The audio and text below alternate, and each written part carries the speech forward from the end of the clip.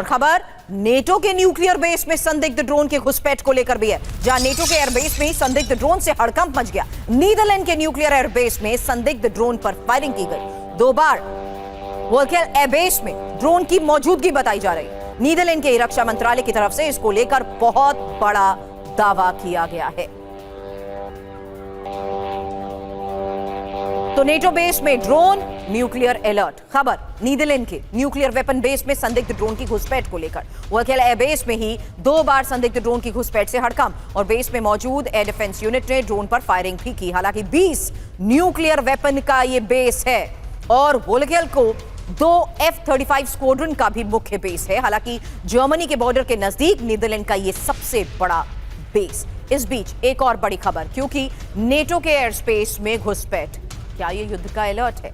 अब आपके सामने वो घटनाएं कि आखिर किस तरीके से बेल्जियम 17 से ज्यादा घटनाएं यहां देखी गई हैं। 3 अक्टूबर से 9 नवंबर के बीच ये घटनाएं हुई हैं। ये टाइमिंग कनेक्ट द डॉट्स के तहत ही सिन्हा सर सवाल आपसे आगे करेंगे, क्योंकि बात अगर डेनमार्क की करें तो 6 से ज्यादा ऐसी घटनाएं जहां 22 से 28 सितंबर के बीच देखे गए हैं। इसके अलावा जर्मनी, जहां 3 से ज्यादा ऐसी घटनाएं हो चुकी हैं और 26 सितंबर से 2 नवंबर के बीच इस तरीके से संदिग्ध ड्रोन देखे गए हैं। साथ ही नॉर्वे, जहां 3 से ज्यादा बार ऐसी घटनाएं हो चुकी हैं 23 सितंबर से 1 अक्टूबर के बीच। हालांकि अलर्ट और आज के इस तनाव के बीच में खबर इस लिहाज से भी समझिए, जहां पोलैंड 3 से ज्यादा ऐसी घटनाएं हो चुकी हैं। 9 से 16 सितंबर के बीच ऐसे संदिग्ध ड्रोन भी देखे गए हैं। और साथ ही अब नीदरलैंड, पहली बार 1 से ज्यादा ऐसी घटना 22 नवंबर को ड्रोन घुसपैठ और इसी एयर स्पेस वायलेशन को देखते हुए आज के इस तनाव के बीच में लगातार नेटो की और यूरोपीय देशों की चेतावनी भी सर। लेकिन क्या अब ये ऐसा वक्त आ चुका है जहां ये इस हद तक तैयारी कर चुके हैं कि सीधा रूस को टारगेट करें? देखिए सुरभि, जिस तरह से खास करके हाइब्रिड वॉर जो रशिया कर रहा है नाटो के साथ में, आपने ऊपर से यदि हम नीचे की तरफ लेते हैं तो आपने नॉर्वे का नाम लिया, आपने जर्मनी का, नीदरलैंड, बेल्जियम, इसके बाद आपने पोलैंड को भी बात किया। तो यहाँ पर तो ये तो लगातार चल ही रहा है। और सबसे बड़ी बात है कि इवन कंप्लीट जो ईस्टर्न फ्रंट है नाटो ने, उन्होंने एंटी ड्रोन सिस्टम को उन्होंने तैनात किया, टर्की से लेकर नॉर्वे तक इन्होंने, इसमें फिनलैंड भी शामिल है। मगर ये कर नहीं पा रहे हैं अभी तक। इन्होंने एक भी ऐसा नहीं हुआ कि उनके ड्रोन्स को मार गिराया हो।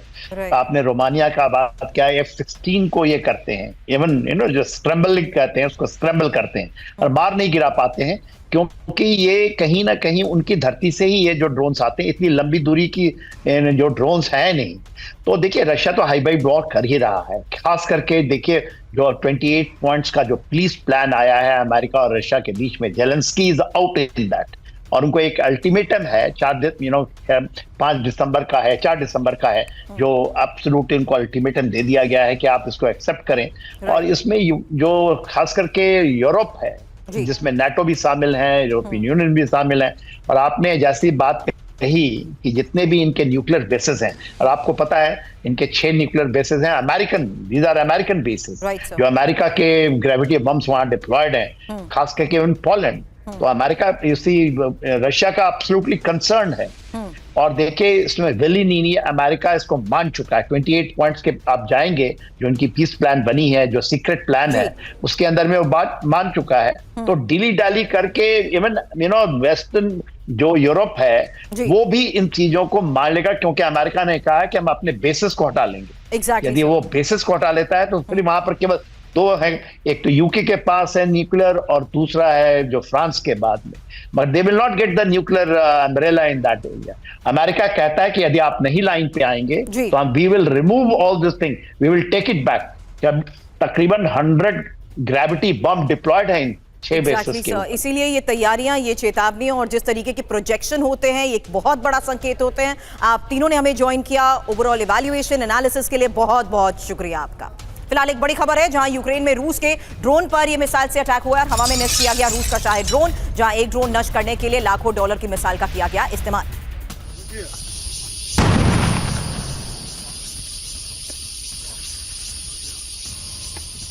तो तस्वीरें एक साथ आपके सामने, रूस का ये ड्रोन मार गिराया गया मिसाइल से। ड्रोन कैसे नष्ट हुआ देखिए तस्वीर।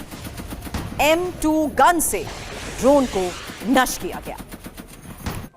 और बड़ी खबर है, जहां जिनेवा मीटिंग से पहले ही रूस की ये वार्निंग अटैक और निप्रो में रूस की बड़ी एयर स्ट्राइक। निप्रो में ही सैन्य ठिकानों पर ड्रोन से हमला और रिहायशी इमारतों पर भी रूसी ड्रोन गिरे हैं। Девушка горит на втором этаже.